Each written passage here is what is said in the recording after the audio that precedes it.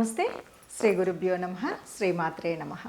ఆదిత్యాయ చ సోమాయ మంగళాయ బుధాయ చ గురుశుక్ర శనిభ్యే రాహవే కేతవే నమః.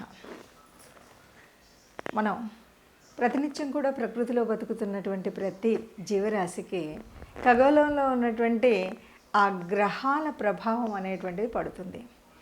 అయితే ఇది మారుతూ ఉన్నప్పుడు ప్రతినిత్యం కూడా గోచార రీత్యా గోచార ఫలాలు చెప్పుకోవడం ఒకటి. ఇది కాకుండా మనకి ఈ గ్రహాల మార్పు అనేక రకాలుగా ఉంటాయి. ఒక్కొక్కసారి కొన్ని గ్రహాలు వెనక్కి వెళ్ళడం అంటే వక్రగతి అంటాం. ఈ వక్రగతి దగ్గరికి వచ్చేసరికి వాటి వల్ల ఫలితాలు మారుతూ ఉంటాయి. అలా ఈ వక్రగతిగా వెళ్ళడము అనేటువంటివి ఎలా ఉంటుంది అంటే, నిజం చెప్పాలంటే మనకున్న గ్రహాల్లో సూర్యచంద్రులు ఇద్దరికీ అసలు వక్రగతి ఎప్పుడూ ఉండదు. రాహుకేతువుల్ని కనుక తీసుకున్నట్టయితే ఎప్పుడూ వక్రగతిలోనే ఉంటారు. ఇక మిగతా గ్రహాలు ఏవైతే ఉన్నాయో అవి అప్పుడప్పుడు వక్రగతిలోకి వెళుతూ ఉంటాయి. అవి మనం పుట్టినప్పుడు వక్రగతిలో ఉండొచ్చు, లేదా ఇలా మధ్యలో వక్రగతి వస్తూ ఉండొచ్చు. అలా వక్రగతి వచ్చినప్పుడు ఫలితాలు విభిన్నంగా ఉంటాయి. అలా ఆలోచించినప్పుడు మనకు ప్రస్తుతం శని వక్రగతిలో నడుస్తుంది. అదేవిధంగా 2024 ఆగస్టు 6 నుండి 26 వరకు దాదాపుగా ఈ మధ్యకాలంలో బుధుడు వక్రిస్తున్నాడు. సరే, అన్ని గ్రహాలు వక్రిస్తున్నాయి అన్నారు కదా. ఇలా వక్రించినప్పుడు మరి ప్రత్యేకత ఏమిటి అని కనుక మనం అనుకున్నట్టయితే, బుధుడి యొక్క వక్రగతి అన్నప్పుడు పెద్ద తేడా ఏం లేదు. శని వక్రగతి అన్నప్పుడు పెద్ద తేడా లేదు. ఆ సమయం ఏదైతే వక్రగతి సమయం ఉందో అప్పుడు కొన్ని ఫలితాలు అయితే వస్తాయి. కానీ ఇప్పుడు ఈ 24 ఆగస్టులో జరుగుతున్నటువంటి ఆగస్టు 6 రోజు మారుతున్నటువంటి మార్పులో ఒక ప్రత్యేకత అయితే ఉంది అని చెప్పచ్చు.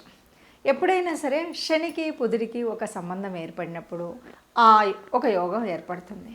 ఆ యోగాన్ని శశబుధ యోగం అంటారు. మరి శశబుధ యోగం ఇప్పుడు ఎలా ఉంది అంటే, వక్రగతిలో 2 గ్రహాలు కూడా వక్రగతిలో ఉన్నప్పుడు జరుగుతుంది. ఇది ఒక ప్రత్యేకత. ఇక రెండవ ప్రత్యేకత ఏంటంటే, ఈ సంబంధం ఎలా ఏర్పడింది అంటే, బుధుడికి శని, శనికి బుధుడు ఇద్దరూ కూడా సమసప్తకాల్లో ఉన్నారు.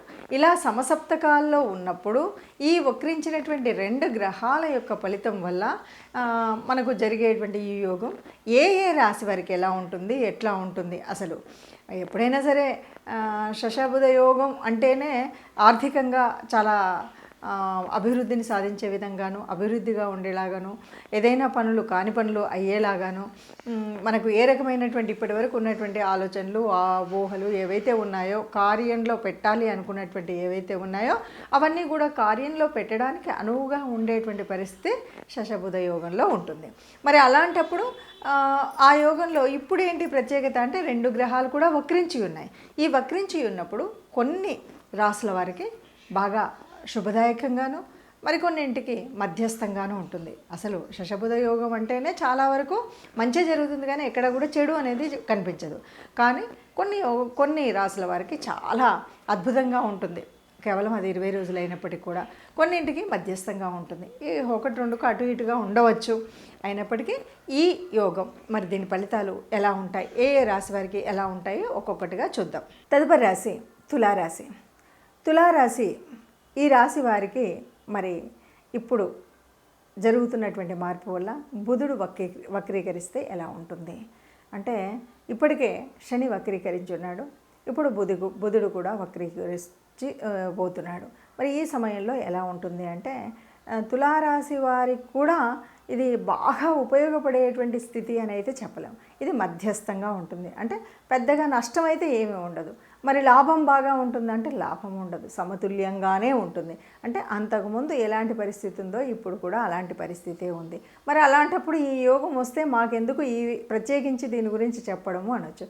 అయితే ఏమిటంటే, ఇప్పుడు మనము ఇలా అంటే పూర్తిగా బెనిఫిట్ కాకపోయినప్పటికీ కూడా నష్టం రాకుండా ఉండాలన్నా ఇప్పుడు జరుగుతున్న ఈ యోగాన్ని మనం కూడా అనుభవించాలి అంటే కొద్దిగా మనం చెప్పబోయేటువంటి రెమెడీస్ చేసుకున్నట్టయితే ఆ తప్పు జరగకుండా, అంటే మనకేదో మధ్యస్థంగా ఉండిపోవడం కాదు, మనకు మన జన్మజాతకంలోనే అసలు శశబుధ యోగం లేదు, కానీ ఇప్పుడు వచ్చింది ప్రకృతి రీత్యా జరుగుతున్నటువంటి గ్రహాల మార్పు వల్ల. మరి వచ్చినటువంటి యోగాన్ని మనం వడిసి పట్టుకునేటువంటి మార్గం కోసం చూసేదే. ఈ మార్గం ఏమిటి అంటే చెప్పబోయేటువంటి రెమెడీస్ ఏవైతే ఉన్నాయో వాటిని చేసుకుంటే చాలు. చక్కగా ఎప్పుడు కూడా రామనామ జపం చేసుకున్నామంటే చాలు, ఏ ఇబ్బందులు లేకుండా ఆర్థిక పరంగా కానీ, ఆరోగ్యపరంగా కానీ, శారీరక పరంగా కానీ, మానసిక పరంగా కానీ ఇబ్బందులు లేకుండా గడపడం కోసం ఇది తప్పనిసరిగా చెప్పుకోవాలి. ఒక్కొక్క రాశికి ఈ విధంగా ఉంది అని మనం చూస్తూ ఉన్నాం కదా. ఇప్పుడు ఈ రాశికి ఇలా ఉంది అని చెప్పేటప్పుడు మరి ఇలాగే ఉంటుందా, దీనికి ఏం చేయాలి, ఎలా చేయాలి అంటే, ఒకటి, ఎవరికైనా సరే శశబుధ యోగం అనగానే ఇది మంచినిస్తుంది. కొన్నిసార్లు ఇవ్వకపోవచ్చు. అయితే ఇక్కడ ఒక్కొక్కసారి ఎలా ఉంటుందంటే, మన జన్మజాతకంలో కూడా ఈ బుధుడు మంచి స్థానంలోనూ శని మంచి స్థానంలో ఉండి వారికి ఆ యోగం ఉన్నట్టయితే ఇక్కడ ఫలితాలు చాలా అద్భుతంగా ఉంటాయి. ఇప్పుడు జరగబోయే ఈ 20 రోజుల్లో అద్భుతమైనటువంటి వారి అంటే ఫ్యూచర్ ప్లానింగ్కి మంచి ప్రణాళిక వేసుకోవడానికి చక్కటి కాలం. ఎందుకంటే బుధుడు అంటేనే ఆలోచన శక్తి. ఆ ఆలోచనని కర్మరూపంలో పెట్టేటువంటి వాడు కర్మకారకుడు శని. మరి ఈ ఇద్దరి యొక్క యోగం వల్ల వచ్చేటువంటి స్థితిలో చక్కటి ఆలోచన ప్రయోజనం ఉంటుంది, వాళ్ళకి కావాల్సినటువంటిది జరుగుతుంది. కానీ అలా అందరికీ ఉంటుందా అంటే, అందరికీ మరి పుట్టుకతో ఆ యోగం ఉండకపోవచ్చు. మరి లేని వాళ్ళు ఇప్పుడు ఈ గ్రహరీత్యా జరుగుతున్నటువంటి మార్పుల వల్ల వచ్చినటువంటి ఈ యోగాన్ని వడిసిపెట్టేటువంటి ప్రయత్నం అయితే చేయాలి. ఎలా చేయాలి, ఏం చేయాలి అంటే, అందరికీ ఈ యోగం యొక్క ఫలితం అయితే ఉంటుంది. వక్రగతిలో ఉన్నప్పుడు ఎవరికైతే ఈ బుధుడు కానీ శని కానీ యోగకారకుడు కానటువంటి గ్రహాలు ఉన్నాయో వాళ్ళకి పనిచేస్తుంది. అంతేకాదు ఎవరికైతే అంటే శనికి సంబంధించినటువంటి గ్రహాలు రాసులు ఏవైతే ఉన్నాయో వాటిల్లో పనిచేస్తుంది. అట్లాగే బుధుడు అంటే ఇప్పుడు ఇది జరుగుతున్నటువంటిది ఎక్కడ జరుగుతుంది అంటే, సింహం నుండి కర్కాటకం వక్ర దశలో కదా, అక్కడ కూడా కుంభం నుండి మకరం వైపు వెళ్తున్నటువంటి దిశ శనిది. సో ఈ 4 కూడా అద్భుతంగా ఉంటుంది. అంతేకాదు బుధుడికి మరి ఈ ధనుర్రాశిలోను మీనరాశిలోను ఈ 2 రాశులలో కూడా అద్భుతమైనటువంటి ఫలితం ఉంటుంది. ఎందుకంటే ఇక్కడ కోణాధిపత్యం ఉన్నటువంటి ఇది అవ్వడం వల్ల వీళ్ళకి ఈ రాశుల వారికి చాలా అద్భుతమైనటువంటి ఫలితం అయితే ఉంటుంది. మరి వీళ్ళు కాకుండా మిగతా వాళ్ళకి అందరికీ ఎలా ఉంటుంది అని మనం చెప్పుకున్నాం కాబట్టి దీనికి తప్పనిసరిగా మనకి ఏం కావాలి, ఒకవేళ అలా ఉన్నా మనకి మంచి రెమెడీ కావాలి. అంటే ఒకవేళ ఈ 20 రోజులలో మనం చేయాల్సినటువంటి పని ఏముంది, ఏ రకంగా చేస్తే ఈ వచ్చినటువంటి యోగం మన జీవితంలో కూడా కొంత సత్ఫలితాన్ని ఇచ్చి మంచి ఆలోచన పద్ధతిని ఇచ్చేటువంటి పరిస్థితి ఉంటుంది అని కనుక ఆలోచించినట్టయితే, బుధుడు అంటే ఈ బుధవారము రోజైనా బుధుడికి సంబంధించిన ఏదైనా సరే విష్ణుమూర్తికి సంబంధించినటువంటి ఆరాధన చేసినప్పుడు తప్పనిసరిగా ఏదైనా మనకు అనుకూలం కానటువంటి పరిస్థితి ఉన్నది అనుకూలంగా మారగలుగుతుంది. అందువల్ల విష్ణుకు సంబంధించినటువంటి విష్ణు సహస్రనామార్చన కానీ, విష్ణు దేవాలయాలకు వెళ్ళడం కానీ, లేదు రాముడికి అంటే విష్ణుమూర్తి యొక్క అవతారాలకు సంబంధించిన ఏ అవతారమూర్తినైనా సరే మనం పూజించడం, కీర్తించడం, స్మరించడం, ఆ గుడికి వెళ్ళడం, ఆ తత్సంబంధమైనటువంటి వస్తువుల్ని ఎవరికైనా దానం చేయడం, ఇలాంటి పనులు కనుక చేసినట్టయితే ఈ శశబుధ యోగంలో జరగబోయేటువంటి మనకు మంచి జరగడానికి కావాల్సినటువంటి శక్తి, ముందుగా కావాల్సినటువంటి ఆ ఉత్పత్తి సమయం ఏదైతే ఉందో అది జరుగుతుంది అని చెప్పొచ్చు.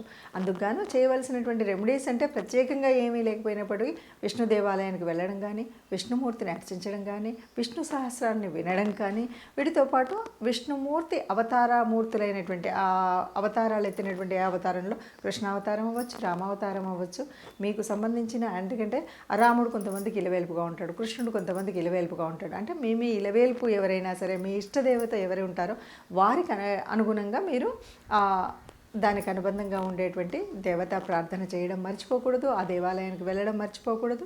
ఆ సంబంధితమైనటువంటి అంటే బుధవారాలు శనివారాలకు సంబంధించినటువంటి వ్రత నియమాలు తప్పనిసరిగా పాటించాలి. బుధ శని వ్రత నియమాలు ఏముంటాయి అంటే, బుధవారం అనేసరికి మనకు విష్ణుమూర్తికి సంబంధించినటువంటి రోజు. అలాగే ఆ రోజు మనం ఏదైనా దానం చేయాలంటే ఆకుపచ్చ రంగు వస్త్రం అయితే ఆకుపచ్చ రంగు, కూరగాయలు ఇలాంటివి దానం చేసినప్పుడు ఆ ఆకుపచ్చకు సంబంధించినటువంటి వస్తువులను దానం చేయడం ఒక పద్ధతి. అలాగే గోగ్రాసం ఇవ్వడం. ఇంతే కాదు, మరి శనికి సంబంధించినంత వరకు మనం ఏం చేస్తామంటే, శని అంటే వృద్ధులకు సేవ చేయడం, ఎవరైతే కర్మచారులు ఉన్నారో వారికి కావాల్సినంత ఇంత ఆకలి తీర్చడం కోసం చేయాల్సినటువంటి పని. సరే, శనికి సంబంధించినటువంటి ఆయిలు అంటే నువ్వుల నూనె ఇలాంటివన్నీ ఒక పద్ధతి అయినప్పటికీ కూడా ముఖ్యంగా ఎవరైతే కర్మచారులు ఉన్నారో, ఎవరైతే వృద్ధులు ఉన్నారో వారికి సేవ చేయడం, వారిని ఆదుకోవడం, వారికి సహాయం చేయడం అనేటువంటి పనుల వల్ల శని తొందరగా సంతృప్తి చెందుతాడు. ఇలాంటి పనులను చేసినట్టయితే చక్కగా మనం అనుకున్నటువంటి కోరికలు తీరుతాయి. మనం అనుకున్నట్టుగా ఈ 20 రోజుల ఈ యోగం ఏదైతే ఉందో అది మనకు కూడా అనుకూలించే విధంగా ఉంటుంది. ఇదండి ఇది. అందరూ ఇలా ఏ యోగం వచ్చినా, ఏ రకమైనటువంటి గ్రహ స్థితులు ఉన్నప్పటికీ కూడా అందరూ సుఖంగా ఉండాలి, అందరిలో మనము ఉండాలి. సర్వే జనా సుఖినో భవంతు.